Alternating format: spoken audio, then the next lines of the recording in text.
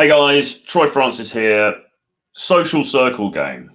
All right. What is the problem with so-called social circle games? So, first off, what is social circle game? What am I talking about anyway? Well, basically, in my definition, social circle game is when you are hitting on, for want of a better term, you're hitting on women who are in your immediate social circle. Now, we can define social circle in a number of ways for the purposes of this. Obviously, the first thing that comes to mind is your friends, your friendship group. Okay.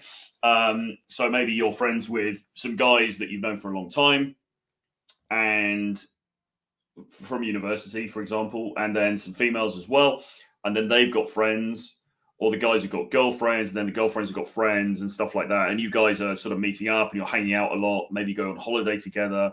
Maybe some of you live together in shared houses and stuff. And, you know, you've got that kind of bond. You go to each other's weddings, you go out to party together, whatever it is. Okay.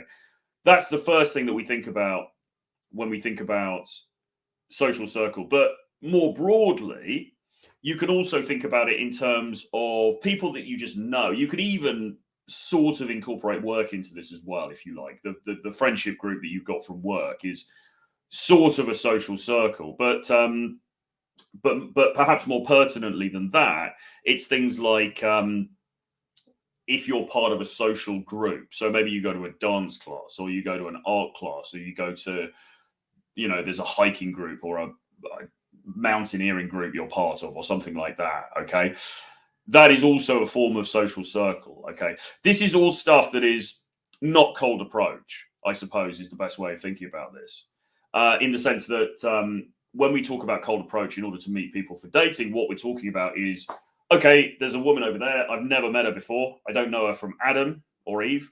I've got no prior connection with her whatsoever. I'm going to go over there. I'm going to say she looks nice. I'm going to start a conversation. Okay, that is a cold approach where there's no connection between you at all. It's a completely random person. If it's a somewhat warm approach, so you guys have met through some other means, then it becomes what I'm calling here, social circle. Okay. So, and there are problems with social circle game. All right. Now, generally speaking, social circle game is the thing that guys are going to gravitate to the most. And when you look at the surveys and you look at the stats, it's still the case that most people, or a large proportion of people anyway, meet through work. They meet at their place of work, or they'll meet through friends. You know, they'll meet through some kind of social group. That tends to be the main way that people meet. And obviously then you've got the dating apps, and then you've got, you know, cold approach is obviously not even measured, but if it was measured, it's just this tiny outlier over here. So most people are meeting either through the apps or through some form of social circle, or people that they already know. Now, it's not surprising that people cleave to this way of meeting, right? Because firstly, it makes sense from an evolutionary point of view, right? It makes sense for a woman she's going to feel safer with somebody who's kind of inside the tribe, if that makes sense. She's going to feel safer with somebody who is kind of known to her, even if not known very well, but she's kind of known. He's known to the group. That's going to be a safer option for her. Okay, if we're looking at it in sort of evolutionary biological terms. What else? Well, also, it has been shown in studies that actually the more times you come into contact with somebody, the more attractive that person is often perceived to be. Okay, so if you see this woman and you see her 5 times or 7 times because you keep coming into the same coffee shop where she works, there's a likelihood that her attraction to you, the feelings of attraction she has for you, are going to increase as a result, because she's a bit more familiar to you now. Okay, within reason.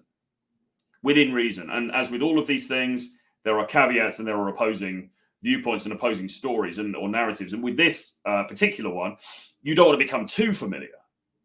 You know, if you're the chump who she's sitting next to every day and she's already compartmentalized you in the friend zone, then you're kind of stuck there, man, to be honest. You're not getting out of that, right? So it's not that familiarity on its own breeds attraction, but having somewhat familiarity, you know, being somewhat not just this complete random stranger, can be advantageous in the dating marketplace for guys. Okay.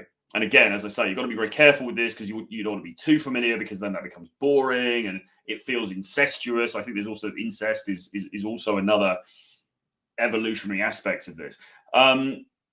So it makes sense from a female point of view why they might select within the tribe, let's say, or within from the friendship group they have. And it also makes sense from the male point of view, because for the male, it feels so much safer to be approaching women in that context. You know, like most guys, except for a few people who watch this channel and some of the other dating related channels out there, most guys are not doing any real sort of cold approach, except maybe when they go to the bar or the club and they've had a bunch of drinks and, you know, they steam in there and they kind of start to chat up the girls or whatever. I mean, some guys will do it occasionally, usually in places like bars and clubs, or when they're on holiday or party environments. Okay, generally speaking, they're not doing it consistently, and they're certainly not doing it, say, during the daytime or anything like that. Okay, so the number of people who are doing like classic cold approaches is very small. But guys find it, and this is the reason why they don't do it very much, guys find it to be very intimidating. You know, guys find it very scary. We talk all the time, don't we, about approach anxiety and how scary it can be for a grown man to go and have a conversation with an attractive young woman. I mean, it sounds nuts, doesn't it? But it can be this incredibly anxiety-inducing thing for men. And you know, all of us would like to avoid pain if we possibly can. So frequently men will try to avoid it, and then they will fish within the pool of their social group. Okay. So it all makes perfect sense. It all makes perfect sense. But, and actually, I've also seen comments on the channel and also on my Twitter where people will say things like, "No, man, this cold approach stuff, Troy, it doesn't work. It doesn't work. You need to be in a social circle, you know, because she'll like high quality women only date people in their social circle. You know, if you're a stranger, you haven't got a chance," and things like that. I don't know if they say it in that accent, but things along those lines. The problem, though, is this. Firstly, if you're in her social circle and you become too familiar to her, she probably just regards you as a friend anyway. And as we hopefully all know by now, I might do another video on this because it's an important point. But once you're in the friend zone, it's very, very hard to get out of the friend zone. Okay, you're not getting out of there without a fight. Okay, in fact, it's almost impossible, actually, most of the time for dudes to get out of the friend zone. So she may already have compartmentalized you as a friend already. So that's one thing. But secondly, actually dating within your social circle is not risk-free. It's not risk-free socially. It's actually quite risky. And you could argue it's riskier than meeting somebody through cold approach or even through a dating app where you didn't have a prior connection with them. And the reason is this.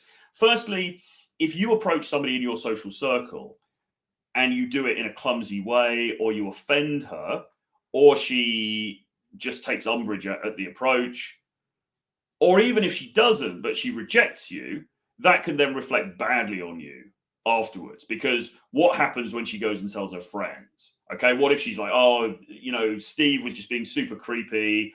I thought we were just friends. He's trying to hit on me. I feel really uncomfortable now in the group. I don't know if I want to go out with you guys to the picnic on Sunday," or whatever it is, right? Suddenly you've got a problem within the social group. And on a lesser note, even if she just tells the girls, "Oh, Stephen hit on me, but you know, he's a nice guy, but I had to tone him down." If you know that they know and everyone knows, you might actually get some teasing. You might get some teasing off the back of that from other people in the group. But even if you don't, you still may feel self-conscious about that. You feel like an idiot because you've been rejected by her. And then you might then feel awkward hanging out with her.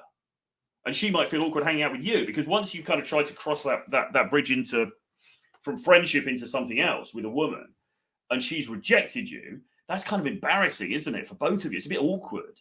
You know, what if you go to the house party and then it's just you and her in the kitchen? It's like, oh, this is a bit cringe. So there are various problems that can arise. And on the worst extreme, or one of the worst extremes of this, I was working with a guy recently, and he was telling me how he hit on a girl in his social group, and he actually then got ostracized from the social group because he'd expressed interest in her. Now, I don't know exactly what happened, so I can't really speak on that. But the point is that he's now no longer part of that friendship group because he hit on one of the girls. Okay, so and that may well be. I'm sure that that's not because he did anything wrong per se. It's just how his behavior was perceived by the group. Okay, so you've got to, and then you've got to think, well, what's more important here? Is it my friendship group, or is it trying to get with this girl when I don't really know what the possible outcome is going to be? Now, I would say the social circle thing can absolutely work. And yes, when you look at stats, you're like, okay, well, a lot of people are meeting through their social circles, so surely it must work, Troy. Isn't, blah, blah, blah. What are you talking about? But here's the thing. What would be really interesting to dig into would be how many of those men that are in relationships with those women from social groups were selected by the woman, and how many was it the bloke initiated it with the girl. I would put money on the fact that most of the time it is the woman selecting the man in that social group and making it very obvious to him that she's interested in him, that those relationships get together. Because often what happens, and this happens in a work context as well, if you guys are working in a corporate job or whatever, basically the top tier guys in that social group are the ones who get the interest. Okay.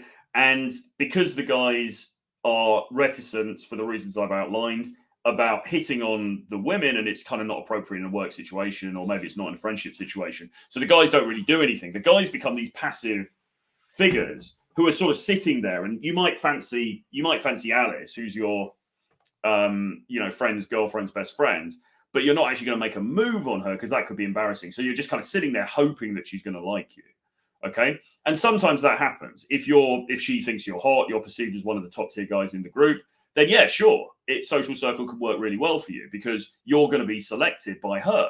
And then, there's if she's made it very clear that her feelings are positive towards you, or she fancies you, she's into you, then your risk of rejection obviously plummets down. And so it's kind of a no-brainer. People just go out and they just get together after a few drinks, don't they? But I suspect that a lot of the time it's actually the woman who is initiating that. The women are the selectors in those social groups because the men have to stay in line, because the men know, unless they're kind of foolish and they just kind of, or they don't think it through properly, the men often are going to, not hit on the women in their social circle because of the dynamics we've been talking about in this video. So it's a little bit of a false dawn, really. It's a bit of a false paradise to think, well, I'll just do social circle then, because it's like being in school, it's like being in a corporate job, it's like being in any group, because in any group that you're part of, a hierarchy will establish itself, okay? Or at least women, well, a dominance hierarchy will establish itself between the men, and women will be super conscious of that hierarchy, and they will also put the men into a pecking order, right? From the top Chad, top G, top Chad here, all the way down to, top chump here. And unless you're, one of the ones sort of at the top, or the second, near to the top, again, it's the old, are you in the top 1%? Are you in the top 20%? Are you in the bottom 80%? Whatever it is. If you're not one of those elite dudes, as is perceived within that group, then the likelihood of you getting some action there is reduced to almost nothing. Okay. So people who think that social circle game is somehow the answer, I believe, are misguided for all of those reasons. Now, there is, however, another way of doing it, which can work very well. And that's basically the Michael Sartain model. So Mike Sartain, most people will probably know him. He is co-host of Access Vegas with Rollo Tomasi. He has his own YouTube channel. He is a Vegas-based content creator, businessman, etc. Very sharp guy, very smart guy. And his whole thing, he's been involved with the sort of dating industry for a long time. His whole thing is basically, as I understand it, and I don't want to misquote him, but it seems to be his Men of Action program is about getting together a bunch of hot female friends and doing social circle that way. And that I can see absolutely working. Okay, because you roll up to the club, you've got like 15 hot bikini models with you. I mean, obviously, you know, and you're not necessarily sleeping with them, but they've got friends. There's other people in the club that see you with all these women. Pre-selection is super, super powerful. Okay, so there is that model of social circle, which is when it's a little bit more. I mean, obviously, you've got genuine friendships with these women, but it's a little bit more sort of engineered for a specific goal in mind, which is having sex. Like that can absolutely work, I'm sure, but how much effort is that going to take? You know, how much effort and how much also social poise and social dominance and social ability is it going to take to build up that kind of friendship group in a very competitive marketplace, to maintain it and to be seen as the cool guy consistently? I mean, that's it doesn't seem to me to be a small undertaking. Now, I'm not saying that cold approach is a small undertaking either. I mean, none of this stuff is easy. But in a way, when you look at it in contrast, it's like, well, if it's a choice between that, which is going to take quite a long time and it's going to be quite difficult, or I could just walk up to this girl in Starbucks and start a conversation with her, it makes the cold approach suddenly start to seem a little bit easier. But listen, I'm not making a massive argument against Mike Sartain's form of social circle game, because I think it is absolutely valid and I think it's a great thing to do. I'm just saying that if you think that social circle game where it's just like, okay, well, I'm friends with this group of people, so I'll just find a girlfriend there. If you think that's the easy way out, you're misguided, because it's actually very, very problematic to fish in the pool of which you are a part. Okay. So that's why you should learn some cold approach skills. You know, you should get out there and start talking to people, right? And it expands your life as well. You know, like I never really wanted to be dating someone I work with. I never really wanted to be dating somebody from my friendship group. You know, you want to meet new people. You want to have new experiences. You want to expand your life, not just contract it or make it. I mean, so many unhappy marriages came out of people that just married their person they were at university with, you know, their second or third boyfriend and girlfriend. And you know, I'm in my 40s, late 40s, and you know, they will end up splitting up a few years later, because it's like, oh, fuck, I didn't actually really like that person that much after all. So I would say expand your horizons and don't think, I mean, look, if you're in a social circle and a woman indicates she's interested in you and you're attracted to her and happy days, then that's all great. No problems with that. Just go along with that if that's what you want to do. But understand that it doesn't come risk-free, because even then, I have friends who had a girlfriend as part of their social group. They've now broken up, and they are now not necessarily ostracized from the social group, but there's certainly distance now between them and the social group. They're not going to people's weddings. They're missing out on family events. They're missing out on family events. They're missing out on, you know, big life events, because the ex is going to be there and they don't want to be in the same vicinity with the ex. So, as I say, not risk-free. Bear these things in mind. Proceed with caution. Do subscribe to the channel if you haven't already. Write a comment below. You can jump on a free, brief call with me to discuss coaching options. There's a link below. You can see that there. And you can also grab my collection of 11 books about dating and game in the dating marketplace. It's called Renegade Dating Blueprint. The link is below. See you again very soon. Bye-bye.